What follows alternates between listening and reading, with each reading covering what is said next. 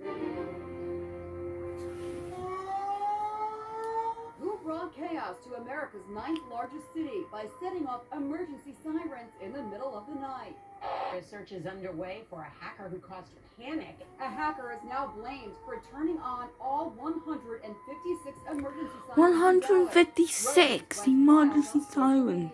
What the heck is going on? It began at 11:42 p.m. Friday. The sirens are supposed to warn about approaching tornadoes, but there were no tornadoes. This is terribly freaky. Some even feared it might be a terrorist attack coming on the heels of the U.S. missile launch against Syria. Even more frightening, the sirens were shut off and then turned back on more than a dozen times during the crazy night. Stupid thing's going off again. Third time now. 911 was overwhelmed with more than 4,400 calls. At 1:20 a.m., officials regained control by shutting down the entire system. It looks like a hack caused the sirens to go off. Hackers believed to be from Dallas area, a city spokesperson tweeted.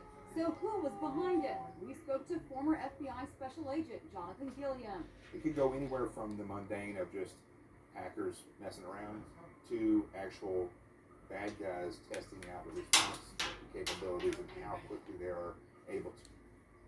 Well, for the second time, ABC's Emily